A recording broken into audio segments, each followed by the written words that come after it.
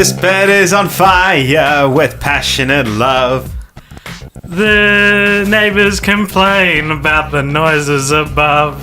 Cause she only comes when she's on top. Is that the line? Yes. That's the that's the lyrics? Oh man. That is, of course, for those who don't know that song, we were just singing. This must be very alienating for you to join this podcast. Yeah, they're like, what's this New Zealand podcast? I love the New Zealand accent. It's so interesting. Oh, and it's about movies. I love music. I love music. I love it's movies. about music. Movies. I love music. And then they go and click on it, and within a minute, 15 seconds, we're already talking about Laid by James. I mean, if you're clicking on the American Pie episode, like, it's gonna get probably a bit worse than that. It's gonna get a bit naughty. This is unrated. Should I put that on the thumbnail? Unrated edition.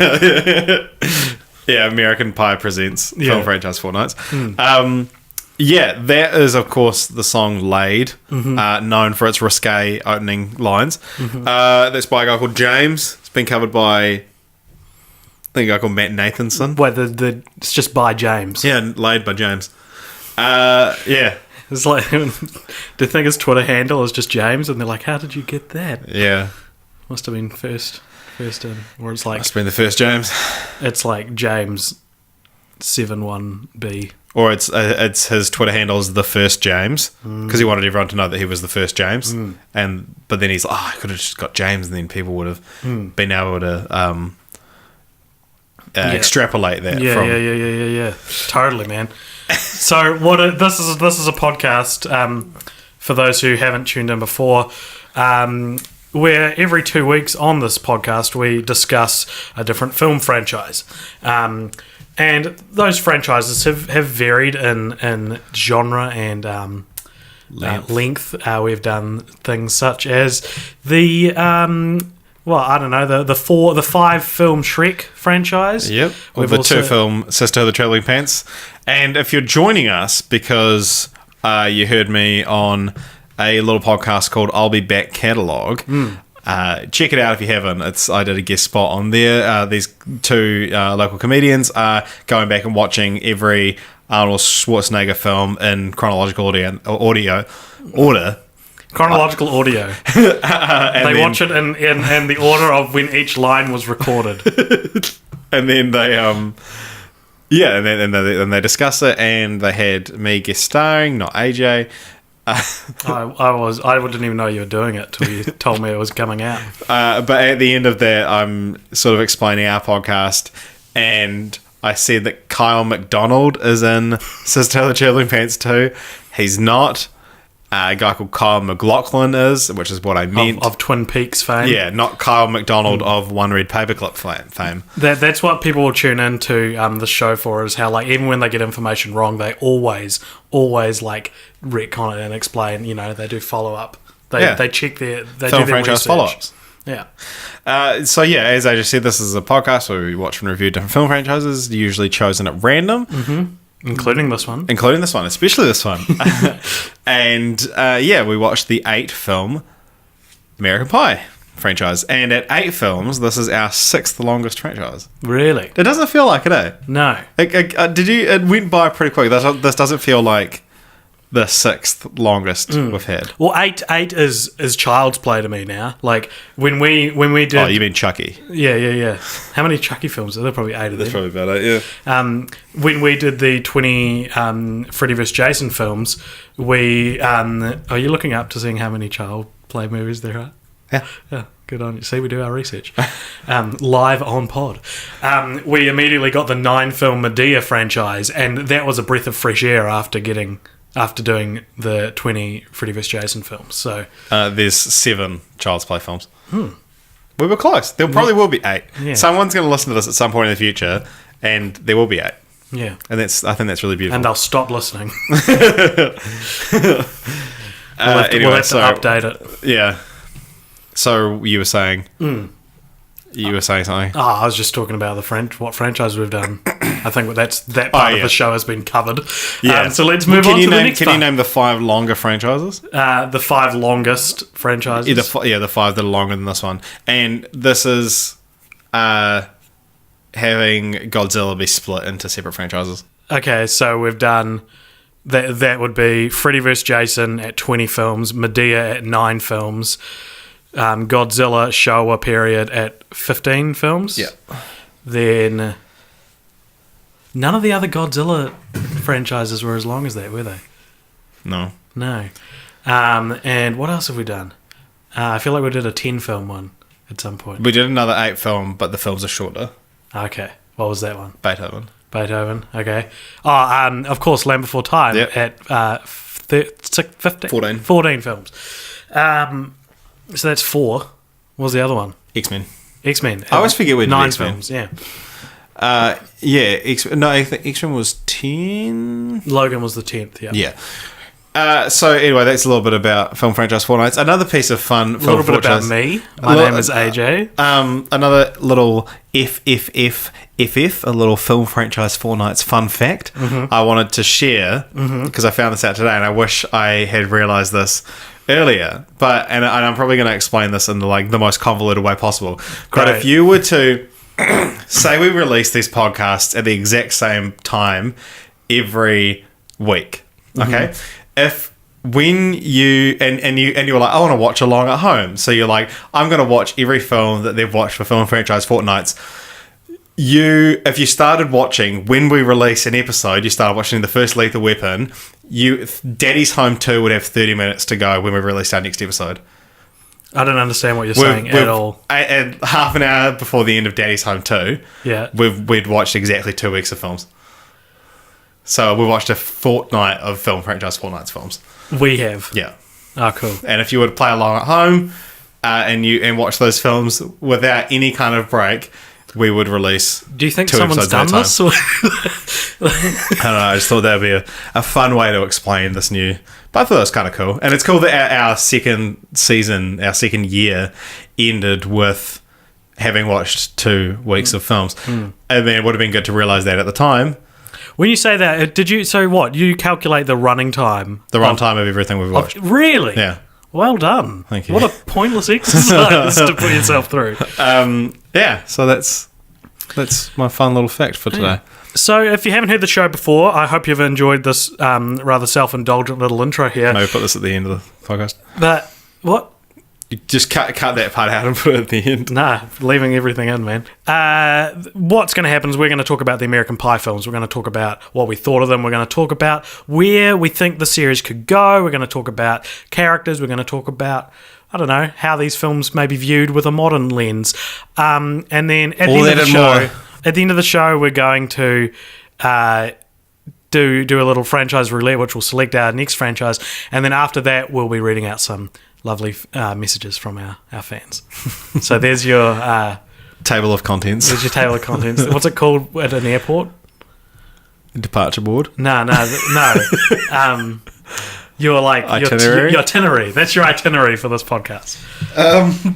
The departure board for this podcast. Yeah. So first things first, let's explain what the films are. So, first off, in 1999, we had American Pie, directed by Chris and Paul Weitz. It was written by Adam Hers. He wrote the first 3. So, remember that name. Every film, the credits begin with based on characters written by, Right, yeah. AJ, what's that film about? So that film is the quintessential teen sex comedy. I don't think you could get a more perfect example of a teen sex comedy. That pretty specific, but still, there's a lot of them. So that film is about 4 high schoolers, and they're at the end of their years at high school, and they're still virgins, Richard. What losers! I know, and they are inspired when the nerdiest kid in school gets laid. They make a pact with each other. They say, "We are going to get laid. We are going to lose our virginities." We're going to get laid by James. We're going to lose our virginities by the end of high school, and they set the end of year prom as their cutoff date. Great idea for a teen film. And so, where are all their romantic lives when they start the film? So, Jim, who's kind of our hero, I guess, the main character, he is single with no prospects. He's got a crush on the foreign exchange student. Then you've got Kevin, who's in a relatively long-term relationship with his girlfriend. But they haven't had sex. They haven't had sex, and her name is Vicky. Oz is like a player, but has never sealed the deal, I guess. And Finch is like a intellectual. I mean, I would say he's a bit of a dork. Like, I wouldn't want to be friends with him. Yeah. I think when they wrote the film, he was legitimately supposed to come across as like this exotic, intellectual, book smart person. I don't know. I didn't really like him. Yeah. And so, how else have we got along for the ride? And of course, there's also Steve Stifler, who is played by Sean William Scott, and he sort of is injected into the story as the party boy who, he's kind of their like frenemy. Yeah. He gets laid all the time, but he's kind of a dick. No one really likes him. Calls himself the Stiffmeister. Yeah. And I looked it up, and Stifler is an actual last name in America. And what other characters do we have in our ensemble? Sure. We've got the love interests of all the main characters, which include... Jim has a couple, mainly one in the first film, and then it changes in the next films. He has Nadia, who's the foreign exchange student. Played by Shannon Elizabeth. And he also has Michelle. Played by Alison Hannigan. Who is a band geek. Cool. Then you've got Vicky. The Bateau Reed. And she is Kevin's long-term girlfriend who... look, I'll just get right into it. She gives him plenty of blowjobs, but always spits. These are things that are specified in the movie. They're important to the plot. They're important to the plot. And she's never had sex either, and that's sort of the journey as Kevin trying to like find a way for Vicky to become ready. Well, the whole thing is she says, "I'll be ready if you can say you love me." And he can't bring himself to because he's never said that to a girl before. Yeah. We've also got Heather. That's her name, played by Mina Suvari. Yeah, and that is Oz's love interest. I don't know if there's anything specific to say about her. Yeah, so she's the good choir girl. Yeah. And he's the lacrosse jock. Yeah, and so he joins choir and does all the stuff to impress her. Very much like Finn from Glee. And he looks very much like Finn from Glee. But Chris Klein's still alive. And then Chris Klein plays Oz, obviously. Finch's love interest ends up being Stifler's mum, which we'll get into probably a bit more. By Jennifer Coolidge. Mm-hmm. Okay, and I feel like AJ, like every time I was like, who else have we got? I know. There's also the best, maybe one of the best comedy characters ever put to screen. Yeah. Eugene Levy's Noah Levinstein / Jim's dad, who kind of he's the only character to appear in all 8 films, and he has a trademark. He's got his, you know what Eugene Levy looks like. He's got his trademark like big bushy eyebrows, and his sort of role in the films is to be kind of like supremely awkward mentor to Jim and the guys. If you go on Eugene Levy's Wikipedia page, it says something along the lines of he's mostly known for his like long-winded explanations of awkward situations and the way he deals with sticky situations. It's like his thing is waffling on to try and, I guess he's trying to backpedal out of an awkward situation, but he's just making it a lot more awkward. Yeah. And the film actually gets its title from the Don McLean song. True. That never occurred to me that there's a song called American Pie. No, Jim, he bangs a apple pie because he's told that's what a blowjob feels like. No, that's what a pussy feels like. Right. Well, to quote the film, to use the film's terminology. They talk about third base specifically as being it feeling like an apple pie. Yeah, third base is fingering. No, it isn't. That's second base. No, it's French feel, finger, fuck. First base is kissing with tongue. Second base... What, so oral's not even in the bases? No. See, in my high school... When I was getting with chicks in high school... When I was in high school, I always understood it as first base was making out, second base was hand stuff, third base was oral stuff, and fourth base was sex. And I would always say to my friend, man... There's a huge jump from from first to second base. Like I feel like French kissing is far too innocent for second base to be hand stuff. Yeah, no, it's French kissing, and then under the bra stuff. Mm-hmm. You like I think the base thing is generally it's fluid. It's for men to have on women kind of thing. So it's like. it's only the bases only signify things you can do to. There's no like reverse of it kind of thing. So it's like if first base is kissing, second base is getting under her bra, and then third base would be getting into her underwear with your hands, and then I see. So that's why he fingers the pie before he. Because he's like, because the whole thing is, what does a vagina feel like? It feels like it. So he like fingers the pie, and he's like, wait a minute, I can totally fuck this pie. And Jim's dad catches him in the act and says, well, we'll just tell your mother that we ate it all. Yeah. Cool. There's something that just reminded me of that I was going to forget to bring up, but thank God. What does a vagina feel like? Okay, so how does the film end? They all lose their virginities. Does Oz? That was unclear. I feel like Oz learns it's more important to be in love than lose your virginity, because then the next morning, I might have interpreted the scene wrong. The next morning, it is deliberately left ambiguous. By the time it comes to the second film, they have, which is fine. Yeah. Like that's a cool message to show that. It's because even if he does, he's like not kissing and telling. So 2001 brought us American Pie 2, directed by J.B. Rogers. Different director. Yes. And that film is about it's one summer after we saw them last, or one year after we saw them last, and they haven't seen each other in a while. And they everyone goes back home to East Great Falls, I think is the town it's in. And they go back there for the summer, and they decide to go to someone or other's beach house.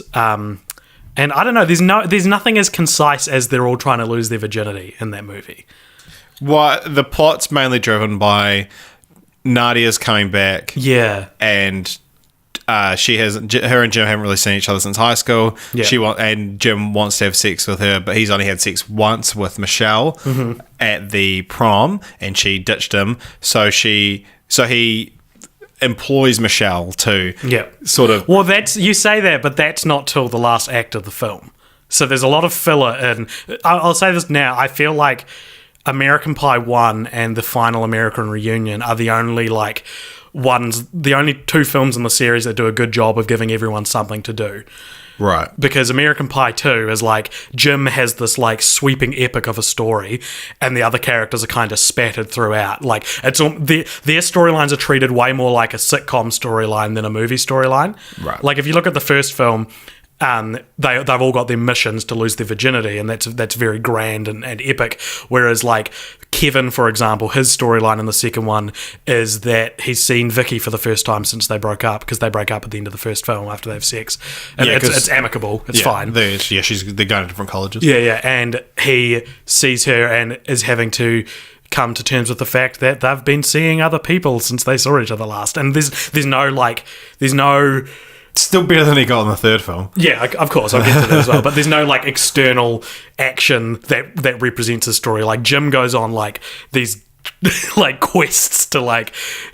No, you say that the Michelle thing only happens in the third act. Them pretending to be boyfriend and girlfriend happens in the third act, but him going to Michelle and being like, "How was I?" So that's what I mean. Happens early on. Yeah. So that's what that, and then so the plot of American Pie 2 is basically Jim wants to get better at sex, so he talks to the one girl he's had sex with, and then at the end she says, you know what, I'll pretend to be your girlfriend, and then we can break up right on the night of the big party. Because he's got a problem with his penis. Oh yeah, he accidentally glues his hand to his penis and needs 2 weeks to heal, and Nadia turns up all of a sudden, and he's like, oh no, you're not supposed to be here yet, and so they do this big charade, which gets Jim in a very romantic space with Nadia by the end of the film, when he realises he's actually in love with Michelle.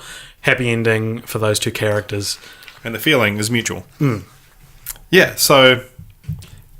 Meanwhile, Finch is repeatedly having sex with Stifler's mum. Well, so they have sex at the end of the first film, and he's spent ever since then obsessing over her, and then she shows up at the end to have sex. But a better example of what I'm trying to say with like the characters not being, like the storyline not being distributed evenly between the characters, is that like Oz's story in the second film is he's in a long distance relationship with Heather. It's difficult. Then she turns up. That's it. There's no like obstacle he has to overcome. He just has to wait until Yeah, she but I'm comes glad home. they didn't do she was sleeping with someone else. Of course, or anything yeah, like that. I'm glad as well. There are more original stories to tell than that. But what I'm saying is, like, everyone else except for Stifler, weirdly, because he's kind of like the trademark, like next to Jim's dad. I feel like Stifler was like the face of the American Pie series. Yeah. They kind of push everyone to like probably like 10-minute storylines that you could on screen probably play out for about 10 minutes if you Yeah. put them all next to each other. Yeah, it's a good description. Do we want to do Rotten Tomatoes scores now, or should we save it to the end and do them all? We'll do it old school. We'll go through, then we'll say what our favourites were. Okay, and we'll okay. Okay. So we haven't done that in a wee while. No. So next, 2003, we had American Wedding. That was directed by Jesse Dillon. A different director. Yep.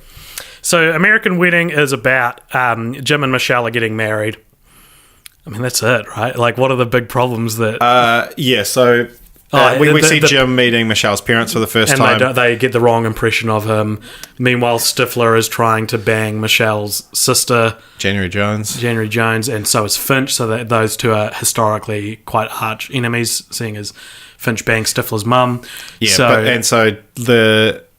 She comes to town and she's like, oh, I want like a button down, like nice guy. And so Stifler pretends to be this nice guy, and then she almost gets there with Stifler, and then she's like, oh, you know, like I love intellectual stuff with you, but I'm just like kind of want a bad boy. And then so Finch is pretending to be a bad boy. Yeah, it's great, but again, it's another. It feels more like it would fit within a TV show than like a TV show subplot than a movie subplot. Same thing could be said for Shrek Forever After, that kind of thing. Like it's the very like cliche tropes that you'd usually see in like special episodes of TV series. Yeah, I mean, because the stakes are very low for these movies, they're like they feel. I mean, it inherently kind of feels like a TV show because it's just friends hanging out and zany antics happen. I mean, is it antics or banter though? Yeah, is it antics or banter? That's what we were talking about.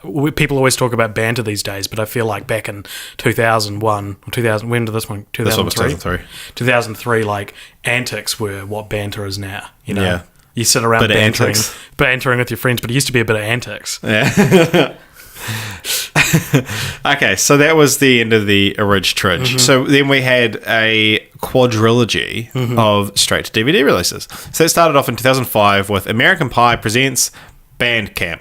And Bandcamp... And it's directed by Steve Rash. Bandcamp is about Stifler's little brother, Scott... Matt. There's a bunch of Stiflers. Yeah. Matt, and he does a big rowdy prank in school, and as penance he's sent to band camp, which is mentioned frequently throughout the previous three films as being like where all the nerds go every summer, but they also get up to some antics there.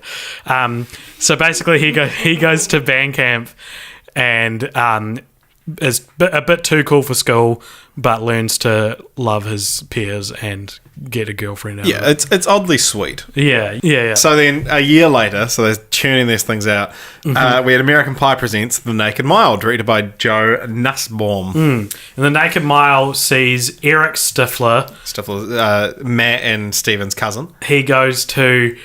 what is he? He goes to one of the colleges. He's in high school, and he goes to one of the colleges. All right, now set the whole scene. Okay.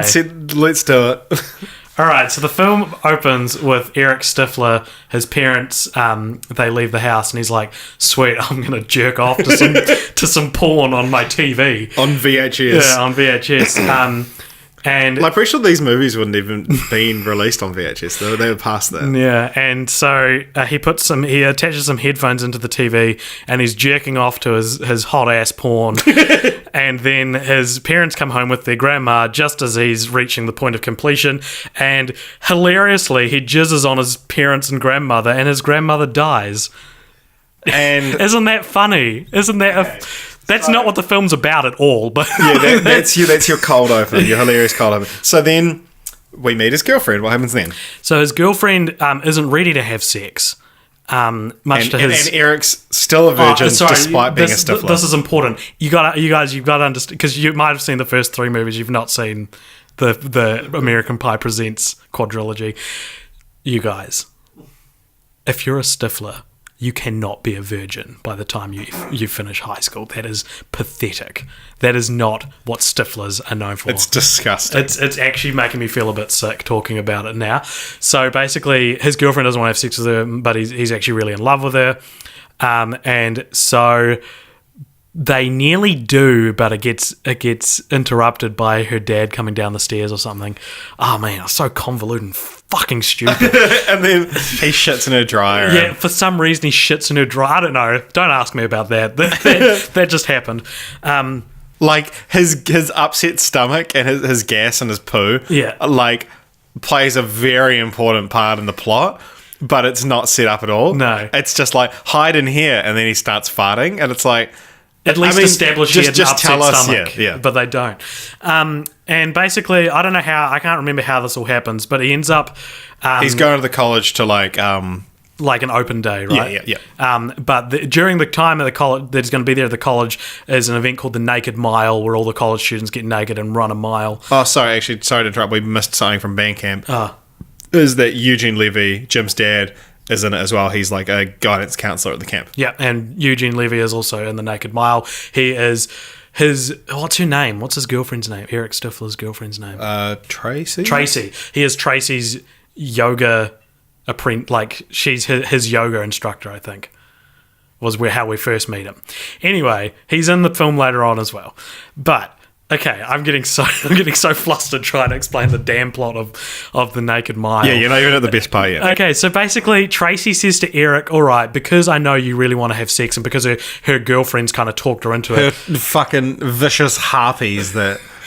She tells Eric, you know what, you can have a hall pass. You can have sex. A free pass. You can have sex. You can have a hall pass. You can go to the toilet whenever you want. Well, there's an Owen Wilson movie called Hall Pass, which is about this. My mistake. She basically says you can have sex with anyone you want as long as it's just sex. And he's about to go to this university where everyone's going to be naked. It's very exciting. His other cousin Dwight Stifler's there. He's not Steve or Matt's brother, so it's a third expansion on this family, I guess. Anyway, and he has a couple of other friends as well. I'm just going to say right up top, the main reason this movie's so hard to relate to is because you expect a certain standard of your heroes in teen movies, right? And if you look back at the original American Pie, even Bandcamp has this. There's an underlining goodness to a lot of these characters. Yeah. So like, even if you go to Bandcamp, Matt Stifler essentially learns he shouldn't be looking up to his older brother. Yeah, because like his older brother's an like, asshole. so the idea of being a Stifler has certain connotations. And Bandcamp is about learning that you don't have to be a Stifler, and the Naked Mile is about learning, yes, you do. So the main problem with the Naked Mile is that she says you can have a free pass to have sex with anyone you want, and he goes, great. Whereas you want your protagonist in a teen movie, because teen movies are written by adults, right? And teen movies have a responsibility. Doesn't feel like it sometimes. Teen movies have a responsibility to actually convey messages to teenagers that they maybe wouldn't have thought of. A lot of, like, while these movies are very sexual, a lot of the messages in them is actually like love comes first, or love is more important than sex, right? But so if your girlfriend says to you, you can have a free pass, your response should be, no, I don't want a free pass because I'm in love with you and I'll wait for you to be ready to have sex, because you shouldn't pressure your fucking girlfriend into having sex. It's so annoying that he doesn't put up a fight. He sees this as a good thing, ergo the movie sees it as a good thing. Anyway, he nearly gets with someone at the Naked Mile. But who's like, not my words, but like the hottest chick on campus. Yeah. And no one has gotten with it. She's like a virgin collector. She's a virgin fetish. Yeah, her thing is virgin collecting V cards. And then he ends up deciding, no, I don't want to have sex with you, after, getting 10 to 15 seconds of oral sex. And then rides a horse back to his hometown and has sex with Tracy.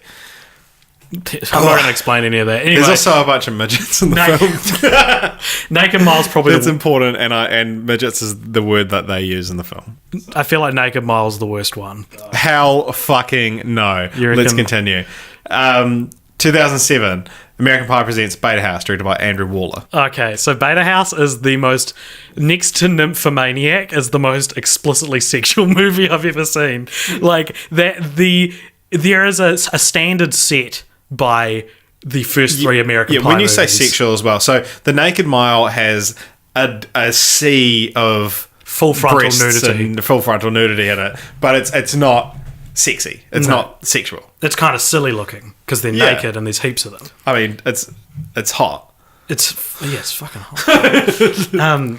So, but Beta House like deals with. I'm probably not going to get into this in my plot summary, but it deals with things such as female ejaculation. That's the big one. That's the big chestnut this film drops on you. Anyway, and like it might be the first. Is it the first film where they actually show jism? No, because he kills her with the jism and Nakama. Oh, that's true. And also in the first American Pie, in the beer. Okay. Fair enough. It's in the first 20 minutes of the franchise. Anyway, it's a really gross film. What's it even about? It's the same characters from the last film. So Matt Stifler has returned valiantly. No, Eric Stifler is now, and he's now at Eric college. Stifler, yeah, he's now, and he joins Beta House. And Tracy broke up with him. Tracy broke up with him because who cares? That didn't matter. And what even happens in Beta House? What's it about? There's a nerd house. There's another frat house full of nerds, and they want to. Yeah, okay, so when I think of the plot of Beta House, I think of they have this Olympiad, which is like again last act of the film, and it's literally the last 15 minutes of the film. What the rest of the film is about, couldn't tell you. It's about them like settling into college, and they all like meet different girls. It's their initiation into Beta House. They've got to get into Beta House. Yeah. That's what it is. It's not a good film. Don't see it. That's about it. And Jim's dad's in it. Yeah, Jim's dad invented the Olympiad. Yeah. Okay. He used to be part of Beta House. Now, 2000 and... I forgot to write American Reunion on my thing. 2009, we have American Pie Presents The Book of Love, directed by John Pitch. And now, when you say Beta House is the worst one, I feel like you momentarily forgot about this film. So I'll let you continue. And listen, The Book of Love is probably the worst one, but The Naked Miles, like that offended me. I mean, they all offended me, but that one was like astonishingly offensive compared to the other films. Anyway, The Book of Love. So in the first American Pie film, they find there exists a book in the high school library with a bunch of like sex tips in it that the guys use. It's not very like not even really like focused on that much in the original Casey film. Affleck is in it. Yeah, Casey Affleck's in it. But anyway, in The Book of Love, it's about a new bunch of kids. There's another Stifler, but he's not one of the main three characters. And essentially, I don't know, they all really want to get laid, and then they find The Book of Love, but it's kind of ruined, and it's just their exploits trying to first follow the rules of the Book of Love and the Bible, as it's called in the film, and learn how to be better at sex. And then they decide they need to rebuild it because it got kind of half destroyed and when the sprinklers came on after a fire was set at the school. And so they find the original owner of the Book of Love, the Bible, and it's Jim's dad. And with his help, they basically get all the information that used to be in the Bible and recreate it. And that's it. That's the Book of Love. It's not particularly. It is a concept. I'm surprised it took them this long to get to. Yeah. Well, okay. I know you like love this.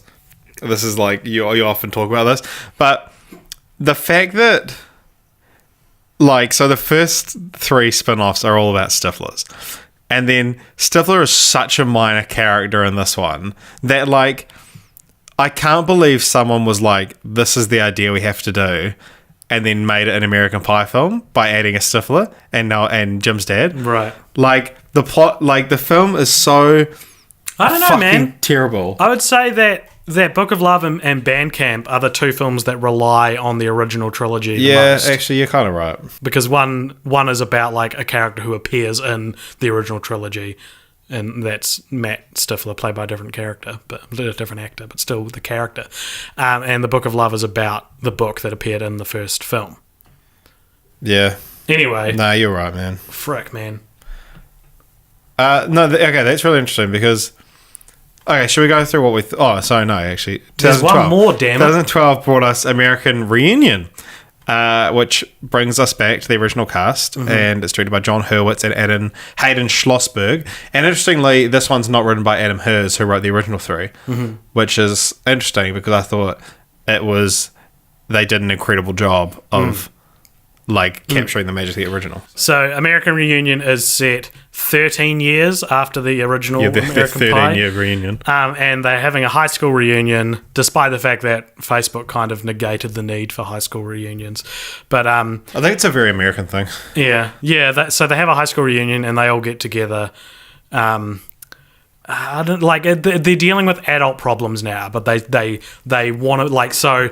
All right, I'll just go through each of the characters. So Jim and Michelle are married and have a kid now, and kind of like sex has disappeared from their relationship, despite it used to be quite important to them. Kevin is happily married, but when he runs into Vicky again, it sort of brings up old feelings. Oz, who wasn't in the third one, by the way, Oz hasn't been in it since the second American Pie film. Oz is now like a sports commentator, like a semi-famous sports commentator. And he also appeared on a celebrity dance-off show. Yeah. And basically he's got a girlfriend who's just still basically stuck in her teenage ways, and he's not really she's like a supermodel. Yeah. And when they go back to the reunion, he meets Heather again, and it's sort of them becoming closer again after being apart and having different... Yeah, she's now dating a chiropractor called Ron, Dr. Ron. Yeah. Dron, Dr. Ron. And Finch's story is quite interesting. Basically, he says he's been all around the world, but it's revealed halfway through the film, or probably a little over halfway through the film, that he's actually lied about all that, and he's sold out, and he's not the man that he always wanted to be. And Stifler is still wanting to be the party boy, still wanting to be a teenager, but no one has time for his shit anymore. Yeah, he's an office temp. Yeah, so it's a good. He never moved out of East Great Falls as well. So it's a good way to bring everything back. Basically, the same problems that you have as a teenager, but they're put into not the same problems, but the same construct of problems put into being an adult. Yeah, it's quite effective, I thought.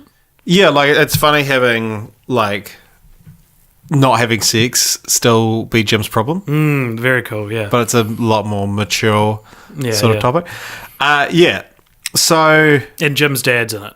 Yeah. And, as well. So Jim's mum has passed away between when we last saw her in this film, and Jim's dad and Stifler's mum end up getting together. Yeah. And the film ends with Stifler finally having sex with Finch's mum. Yeah. Very important aspects of the plot. Yeah. So... AJ, how would you rank the films? I would rank the films. The obvious ranking would be to put the first film first.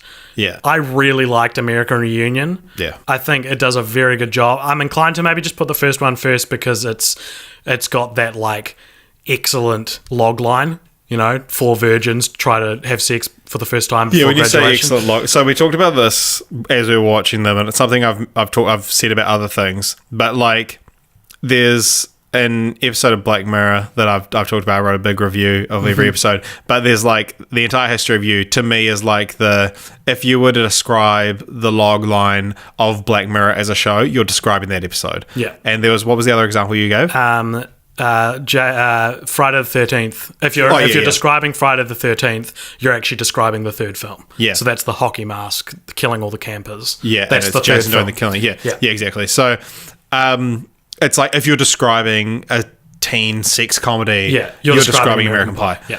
It's the quintessential one. Yeah. And so, there is that.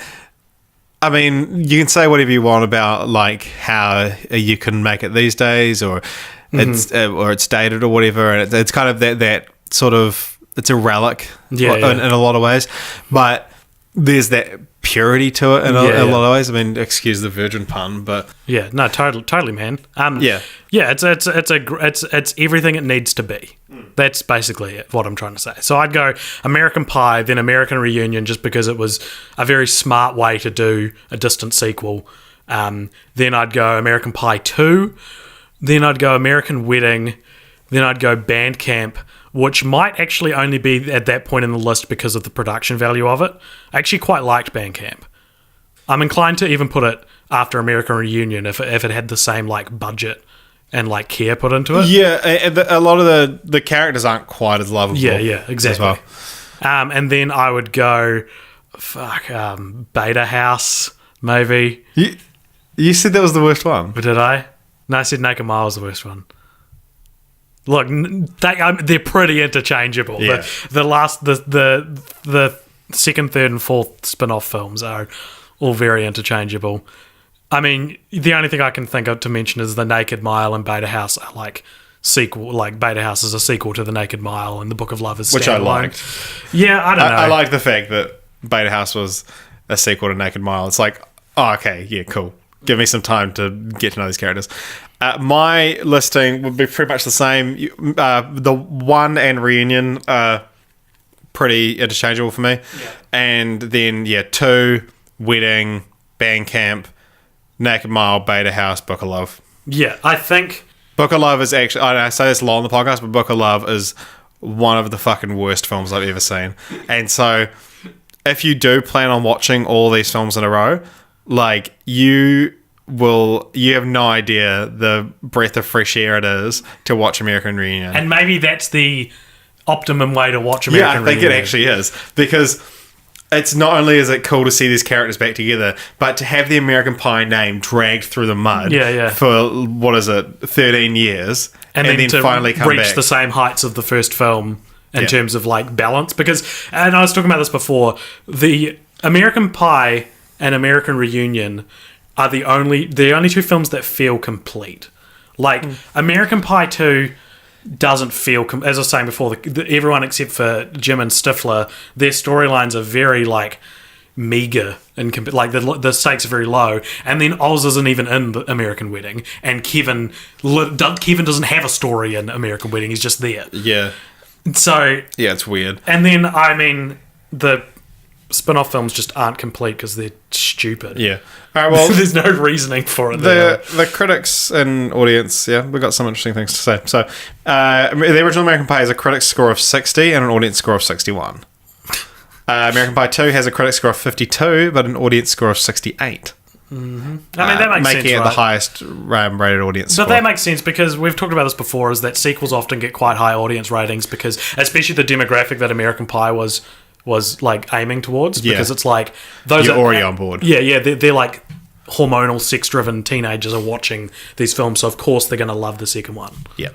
American Wedding has a critic score of 54, audience score of 63. So critics go 1, 3, 2, audience goes 2, 3, 1. American Wedding's a bad movie. It's not a good movie. And then on to the spin-offs. Bandcamp has a critic score of 17, audience score of 50. Naked Mile has a critic score of 0 and an audience score of 61. Beta House doesn't have a critic score, and neither does Book of Love, but the audience scores respectively are 56 and 28. American Reunion, critic score 43 and audience score of 63. I think the critics are being unfairly harsh on it. What do they say about it? What did it say? It was like it tries and fails to recapture the original. I mean, it depends what you're looking for in a movie. Like, I don't know. I mean, just by virtue of them being older, you wouldn't really call it a teen movie necessarily. Well, yeah, but like... it's made for that very specific demographic of people who saw the first one and grew up. Yeah, and they chuck in some sexy boobies for the lads. For the lads. And, you know, they are sexy boobies. They are. Sexy boobies is like such a funny phrase. So... last franchise we did when we were inebriated, and I, listening back, learned how much I say the phrase, would you agree? Would you agree that I say that a lot? Yeah. We talked about, and this is funny because we had no idea we were going to do American Pie next, we talked about how, like, problematic The Hangover, that was the franchise, I don't think I mentioned that. We did The Hangover. We talked about how problematic the Hangover is a mere, 5 years after the last one came out. Yeah. Like, and how it's crazy that, like, somewhere between The Hangover Part 3 in 2013 and where we are in 2018, like, there are so many, like, things you can't you shouldn't say anymore that were commonplace. Like sexy boobies. I feel like I think sexy boobies is still fine, but like there's a lot of objectifying women though is like yeah. But then I mean I guess that's the reason that character is put on screen. Yeah, Anyway, that's a slippery slope. The Hangover movies have a lot of like homophobic language in it. They have a lot of like male gaze kind of things. And we were talking about like, oh, it's crazy that like times have changed so fast. Then we watched fucking American Pie, which like American Pie as a series is like the most egregious form of the male gaze I might have ever seen in a film you would still see as somewhat contemporary. Like maybe the spin-offs are definitely worse, but to give you if you haven't seen the American Pie films, every female character in these films, if they're not ugly, and most of them are hot, like they are very keen to have sex. They are very attracted to even the most meager attempts to of seduction. They like Jason Biggs, who plays Jim. He's Hollywood ugly. And not even that like normal handsome either. Like he's all right. He's I'm not saying he's ugly, but he's certainly not the most handsome dude in the world. And like Nadia, who's his like foreign exchange student crush, is like one of the most attractive actresses I have ever seen. And she likes him. She's into him. And I'm not saying that doesn't happen. I'm saying that you wouldn't get the opposite of that. You wouldn't get the hot guy getting with the ugliest girl in these movies. Not that there are any ugly girls in this movie. So you said every girl unless they're ugly. Are you saying Natasha Lyonne? Are you talking about her character as well? Who's that? Who'd she Jess? Because I'd say she's I'd say she's the best, one of the best female characters. Mm-hmm. Because she's just kind of there to sort of help everyone. She actually has a pretty sizable role, but it's like not very memorable. No. And she's not in the third one, and then she's literally in a reunion for about 30 seconds despite being on the poster, but that's because they did a basically a shot for shot remake of the original poster. But yeah, she's quite an interesting character. It's revealed that she's a lesbian in Reunion. But yeah, she's the kind of, she's attractive, mm-hmm. and she's never really the object of anyone's affection. Mm-hmm. And I really liked Vicky, Tara Reid's character in the first film. I quite liked Vicky. I thought she was she felt like a real teenage girl. Like she acted in the way that I knew plenty of teenage girls acted. Everyone else is kind of a caricature. And Vicky's storyline post the first film, well, she's only in two others. She's in the second one and Reunion. And in the second one, she's not featured that much. And in Reunion, this is post Tara Reid's, I don't know, did she go through a breakdown? What happened there? Yeah, she hasn't been done well, I think. And she's in all the Sharknado movies. I don't know. I'm sympathetic to the actress, but she's lost some of her natural on-screen talent, I think, by Reunion. When was Big Lebowski? When was it? Yeah. The 90s? Mid-90s? Yeah, 'cause she's in that. Is she? Oh, she is too. She's Bunny. Yeah. So that was before American Pie. Yeah. So she might have been one of the biggest stars going into it. True. She feels like it. She has that kind of Paris Hilton-esque, that sort of ethereal quality about her. But anyway, it's still just the way, and especially in the okay, so we talked about Bandcamp and how I was kind of saying it's actually all right. That being said, the main plot involves the main character setting up spy cams all over Bandcamp, including the women's showers, so he can compile videos of unsuspecting naked women. Wild. And he's painted as the hero. That's like a cool, wacky thing that old Stifler's doing this time. But it's not only is that illegal, but if I knew of a friend who did that or someone who did that, I'd be like, I never want to speak to you again. That is so gross and weird that you did that. Yeah.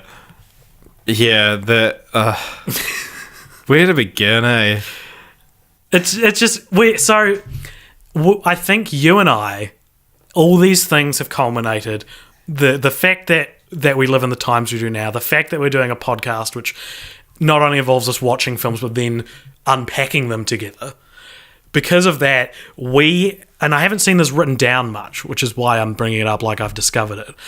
When you look at like the difference between like Back to the Future, you look at the difference between the 50s and the 80s. It's huge, like huge difference between those time eras.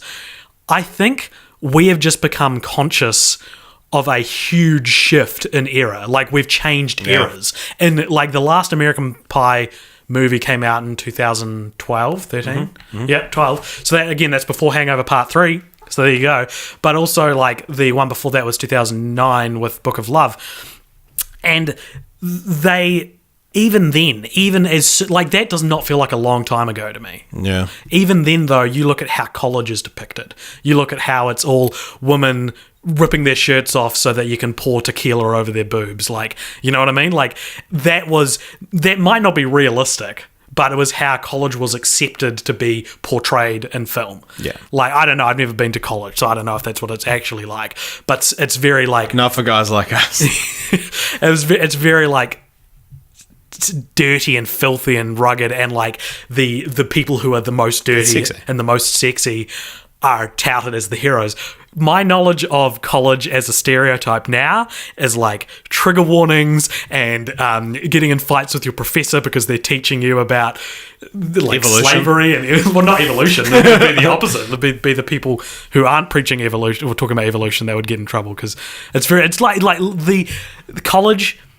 I want to say it's become more liberal, but it was liberal depicted in these kind of different kind of liberal has changed to be about respect and like not being offended to a fault. I'm not saying that I think people should be nice to each other. I'm not saying I prefer tequila poured. I don't know what I boobies. prefer. They both make me supremely uncomfortable. But it's funny that like these movies have dated so poorly. And in such a small time frame. Yeah, the fact that... Yeah, because they've aged, but we feel like they still need to be held up in today's standards. So something like Back to the Future has...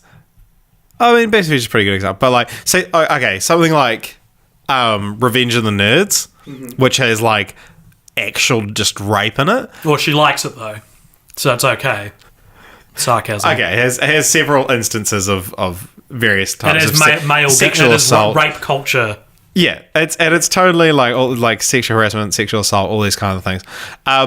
But we are able to say, "Oh, that's pretty bad," but that was okay at the time, or like not that it was okay, but it's like that's just what people thought was okay. Yeah, but now we still expect films from 2007 to be held up in today's things because we haven't.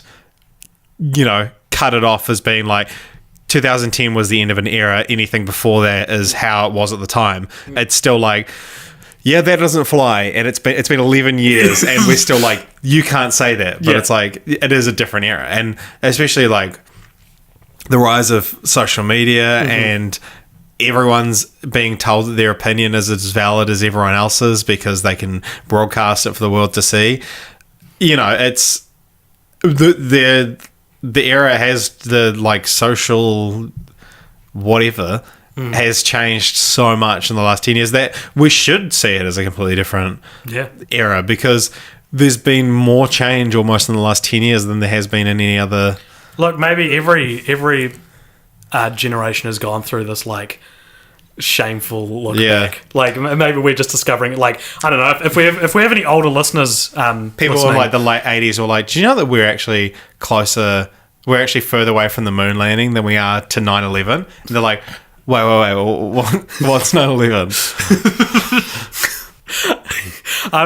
So if you're I don't know, if you were an active member of society in say like the 80s, did you notice?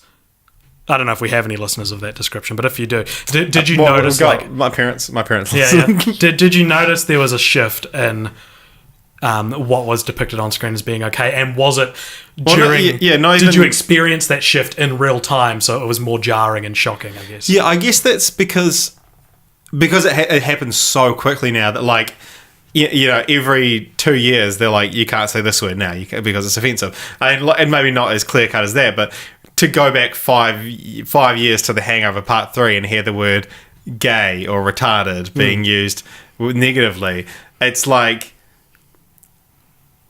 we're kind of told that those words are, they're actually like campaigns to get rid of those words. Yeah. And so it's a very definitive point of when you can do it, whereas something like bell-bottom jeans just kind of fall out of fashion. And so if you're watching something from 5 years ago and they're wearing bell-bottom jeans, like I wonder how that, like, you know, back in the 80s and 70s or whatever, is like, because the trends are more would just fall out. Trends both in fashion and language expire, but it just so happens that when they expired in our generation, it was because they were offensive and not because they were uncool.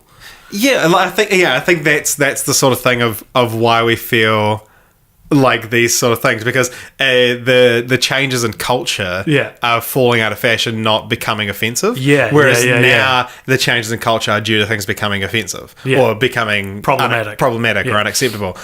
And I mean, on the whole, I guess the argument could be made PC culture is a good thing because we're not offending people, but then, you know, you can make the argument for this side. That's a completely different podcast. You and I are both in the middle of, like, I would describe both of us as fairly politically centered. I don't know if we want to get into this, but basically what I'm saying is like, I'm not as liberal as to believe there should be trigger warnings on everything, but I'm also not as right as to believe people shouldn't know what they're getting into, I guess. Yeah, I think as well, like you should. My like opinion is that if something's offensive, that means like it shouldn't be, you know, or there should be sort of rules around it.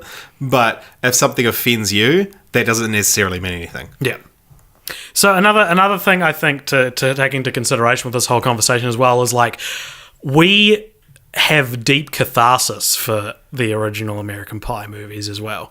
Yeah. Like, so even some of the spin-offs for me, because of the time of my life when you watch them, and so that is like even the problematic parts, you can it takes you back to a time when you weren't supposed to watch these films. Yeah, man, and we talked about this ages ago on Scary, and then when you did the Scary Movie podcast. Yeah. Like, we were too young to watch the first American Pie when it came out in '99, but seeing that movie at my Video Easy or my Blockbuster on the shelf for years when I'd go there to like just look around at the movies, that was always the movie that was like, one day when I'm old enough, I'm totally going to watch that movie because the little like hormones in my 9 to 12-year-old body were going off the charts, and I was like, that movie makes me feel a way I don't quite understand, but it's exciting, right? Because I would also say I'm not, like, when it comes down to it, I'm not that big a fan of the movies themselves. The American Reunion was like all about context, so I really enjoyed that because of the context we watched it in.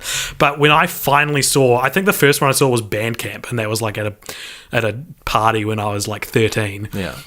Or like a sleepover with the boys.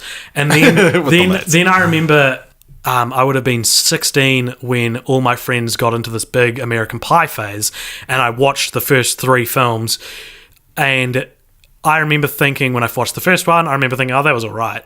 So like, and then, I mean, diminishing returns from there. So while I wouldn't say I like the movies that much in terms of what they are, I love how these movies make me feel. Like, I love the we're nostalgia junkies. There's this nostalgic, maybe in part sexual awakening, maybe in part like like just seeing like another culture, because New Zealand culture isn't quite as, I don't know if that's a realistic depiction of American culture, but it's not quite as rampant as that.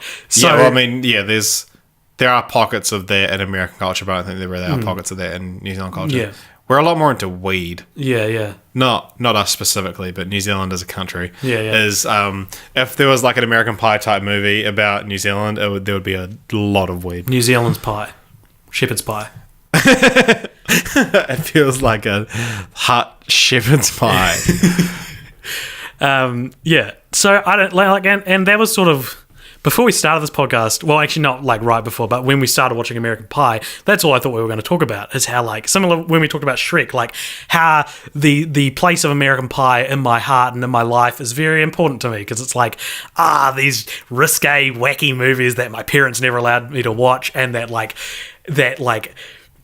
exemplified all the shit we talk about with our friends, but usually don't see it portrayed on screen. But instead, we're talking about how like horribly dated they are. Yeah, but I guess that's fair enough. I'm the same as you. Like these movies just make me like giddy. And I actually think it's the soundtrack's a huge part of that as well. Hell yeah! Like that early noughties. Late Blink-182, 90s, Good early Charlotte. noughties soundtrack is like when I hear this voice, like that 2000 singing voice. I don't think of Blink-182. I don't think of like what's another Sum 41. Sum 41. I think of American Pie. That's the image, that the poster for the first American Pie film is what pops into my head when I hear that tone of singing. I think of American Pie. Yeah, that like. So I think I'm with The Hangover. I mean, at least the third one, but they just make me so giddy. I just love the way they make me feel. I love the time in my life that it takes me back to, and I mean, I'm 100% sure the next franchise is going to shit all over that, and make me just feel sad. But what, the next franchise we cover? Yeah, okay, no doubt. But yeah, it's. Yeah, they're good films, but they're not necessarily ones that if someone had never seen them, I'd be like, oh, you have to go watch them.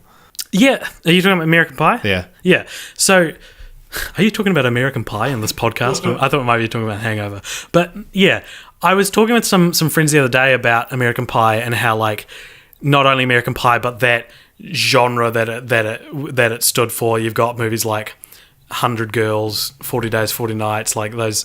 Like, I think I know 100 Girls. Oh, okay. It's about a guy who... I mean, I know 100 Girls personally. It's about a guy who has sex with a girl when the elevator breaks down. He never sees her face. And so in order to figure out who she is after they get out, he has sex with 100 girls to try and figure out who it is. Anyway. I'm sure there's more to the plot. Like Harold and Kumar. Like these Harold films... Harold and Kumar is different. You reckon? Yeah, it's a stoner comedy.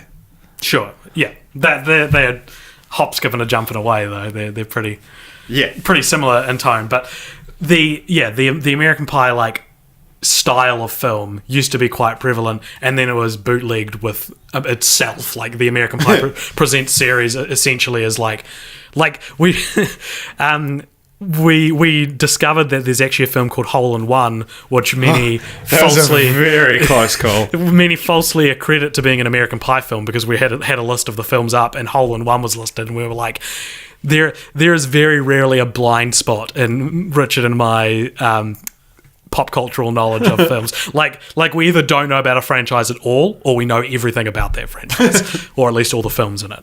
And it turns out it's just a film called Hole in One that stars the guy who played Dwight Stifler, and on the front cover of the DVD it says American Pie plays golf. Because it's just a raunchy sex comedy about golf. Anyway, what I was saying was American Pie has that purity about it that we were talking about before, and so I was saying like, what can you extrapolate from American Pie that's good and retool into a movie you could put out today?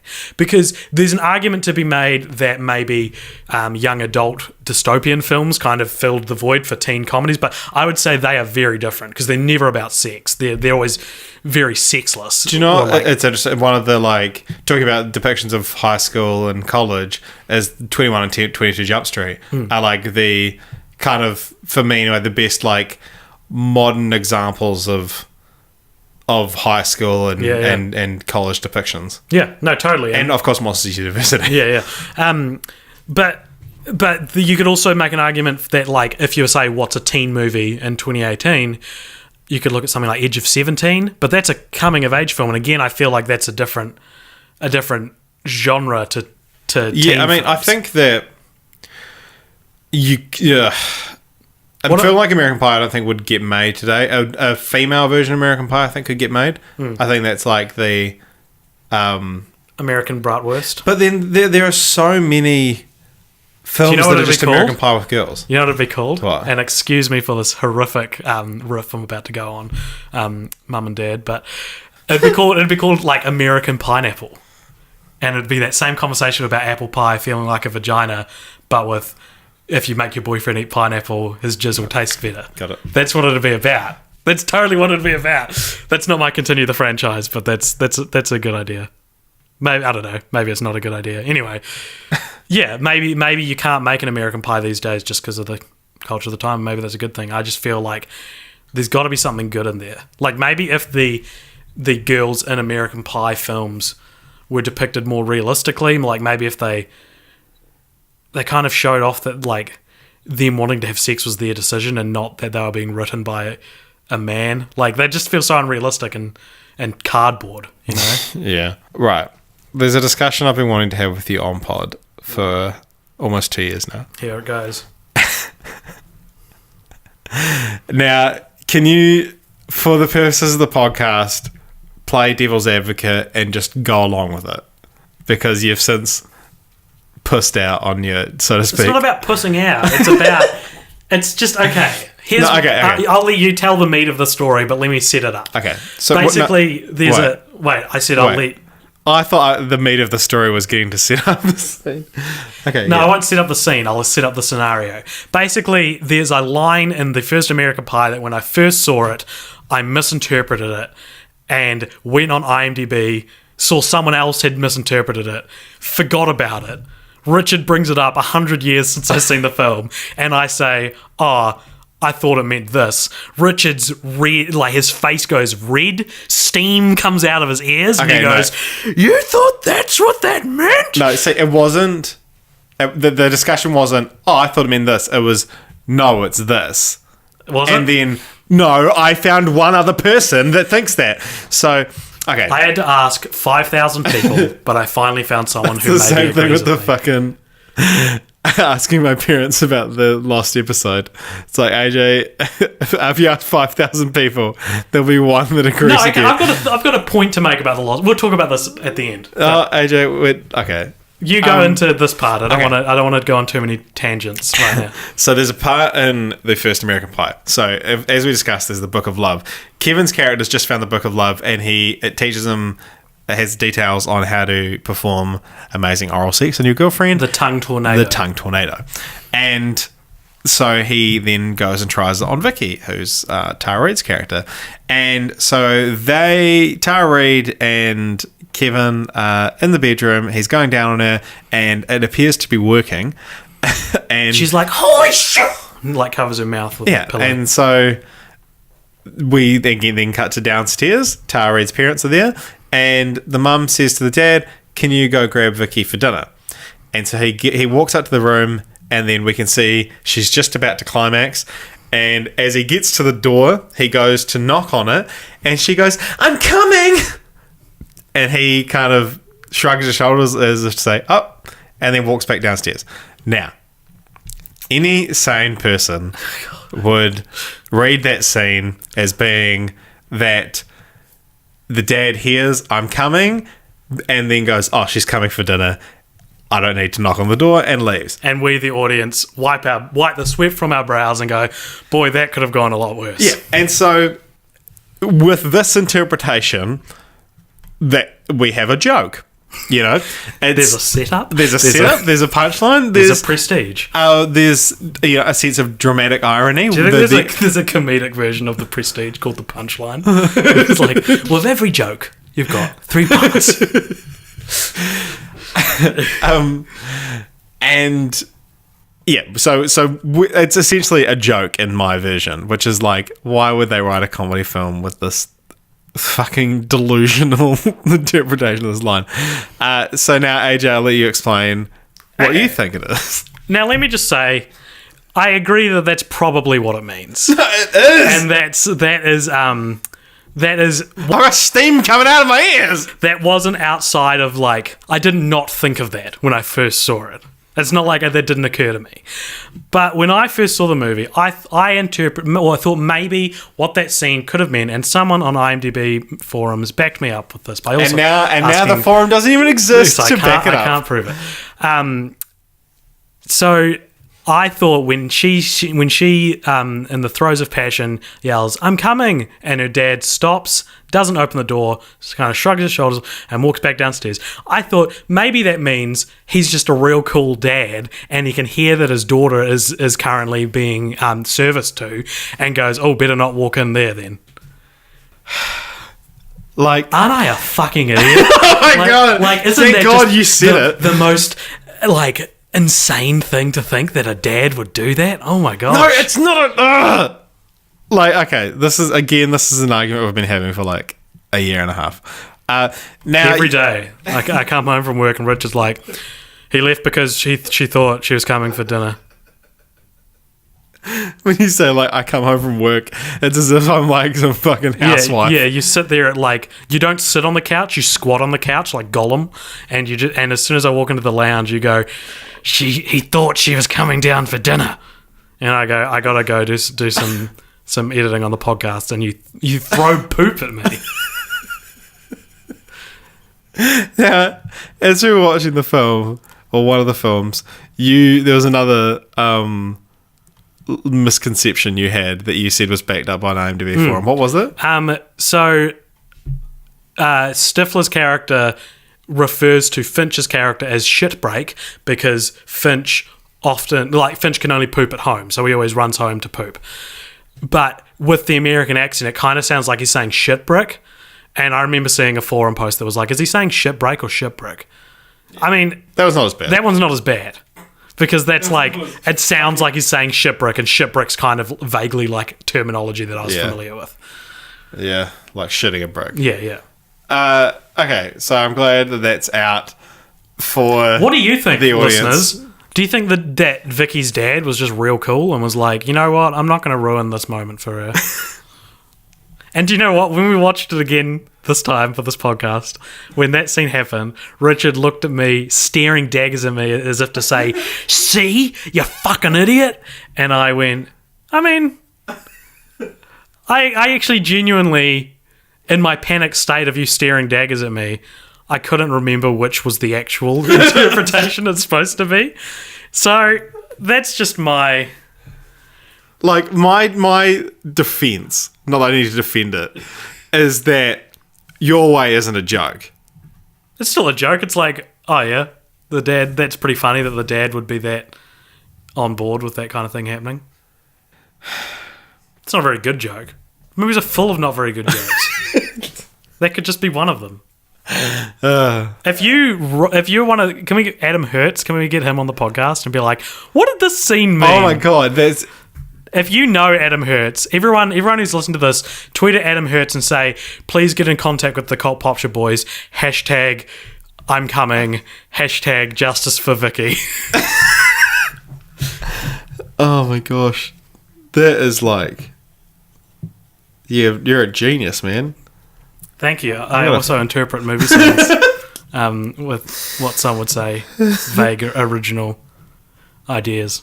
Do you remember a website? Did you ever go on a website called 11points.com? I did. Now... Because top 10 lists were for cowards. So, run by a guy called Sam Greenspan. The website's kind of dead now. He uploads maybe like 2 lists a year.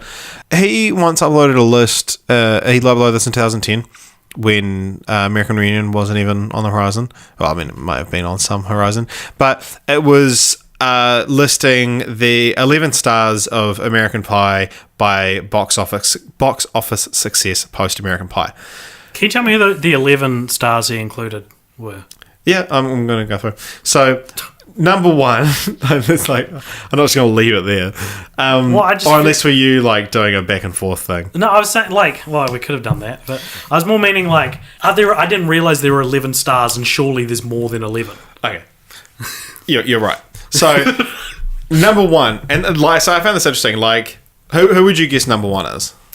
Like, who's made the most money? Yeah. So it's this is based on domestic for US box office success for their films. So each actor or actress is like their numerical value is how much money every film that they were in grossed put together. I feel like it's between 3 of them. Who would you say? I feel like it's either Eugene Levy, Sean William Scott, or Jason Biggs. Interesting. Or Heather, who played Heather. Mina Savari. So it's interesting because you think of Sean William Scott and you're like, he's the biggest star for American Pie. Mm-hmm. Like he's the one that people know his name. But at the same time, he's not actually in a lot of films. Like when Mr. Woodcock. But when you try and name Welcome to the Jungle / The Rundown. When you try and name Sean William Scott movies, you come up with like these kind of the starts with G. It's not like a real word. Goon. Yeah, it's just called Goon. And there's Goon 2. So Goon when 2. they put it on the list. That's also got Eugene Levy in it, fun fact. He's in both of them, I think. So, yeah, Sean William Scott is actually the highest grossing star post American Pie. So, in 2010, he'd made just over $1 billion, or his films had made just over $1 billion. Helped out a lot by the fact that he's in Ice Age. He's from the second one onwards, he's in Ice Age. He's one of the otters? Or what are they? Yeah, Like one of them. Yeah, I think he's an otter.